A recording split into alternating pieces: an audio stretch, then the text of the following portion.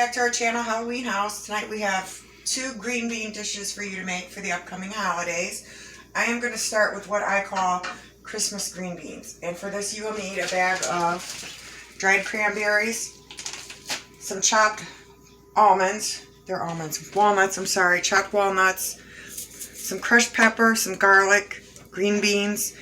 And for the cranberries, while you're getting your green beans ready, while you're doing that, you soak them in boiling water and then you drain them. It only takes like a minute. So what you do, and then I started over here, I got about 3 tablespoons of butter because I like to give the garlic and the walnuts a little bit of a head start. And we should preheat the oven, shouldn't we? Preheat the oven to about 350. Did I do that right? Hit start. Start.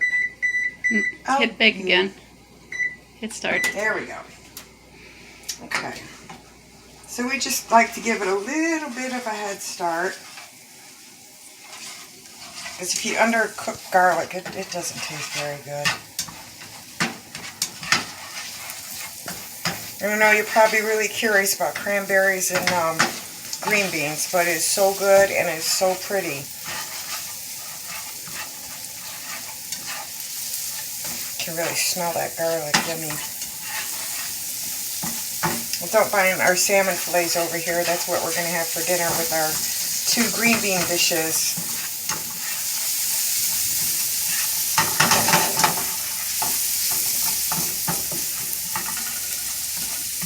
And if you've never had sauteed or roasted green beans before, you should really try it. It's so good when they're fresh. They don't come out squeaky.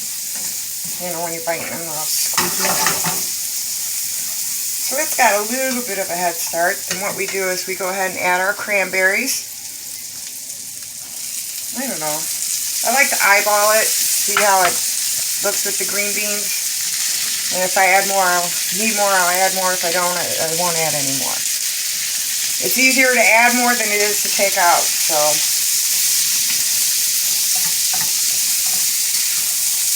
And I don't add any extra salt or pepper to it because garlic is very salty on its own, and you really just don't need it. So you see how that's starting to shape up already? Looks like I have enough cranberries in there, so I'm not going to add any more. And I know the oven isn't very preheated right now, but it really doesn't matter. So I'm going to kill the heat on this. I'm going to go ahead and just put them right in there, in the frying pan and all. And I will come back and check on it in about 10 minutes. See you in 10 minutes or so. Alright, we're going to make our second green bean casserole dish. This one is pretty basic. You just need some canned green beans that have been drained, so you don't have all that liquidy stuff in there. Usually have all these laying around the house. I'm doing a mix of French and regular just for the fun of it. Then we have your cream of mushroom soup. You can use cream of celery or a lot of different kinds, but Cream of onion. Cream of onion. The mushroom seems to be the staple that most people, at least here in the Midwest, do.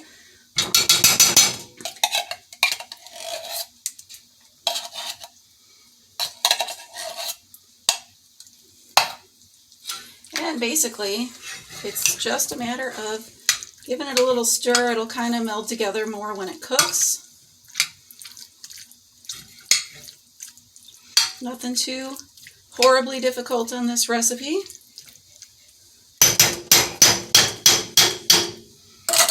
Then we take some crispy fried onions, and that's going to be our topper.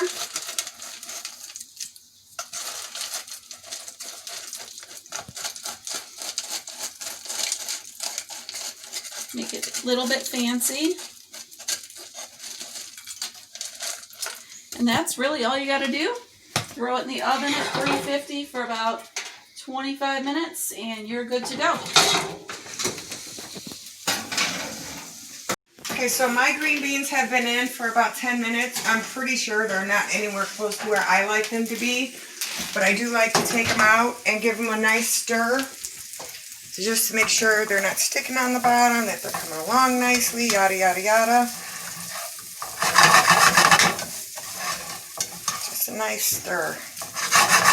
And then back in the oven for about, I'd say another 10 minutes, and then this should be all done.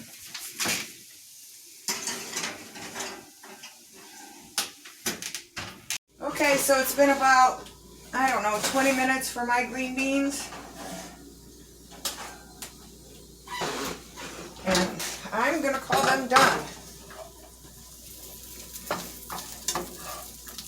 Nice and brown, some spots. The walnuts should be nice and crunchy. The garlic should be nice and cooked. So the final thing I like to do is transfer to a nice serving dish.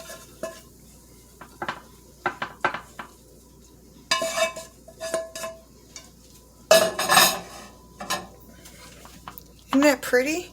And then just to finish it off, I like to add a little bit of red pepper. It just adds another layer of flavor, and it also adds a little bit more red color to it.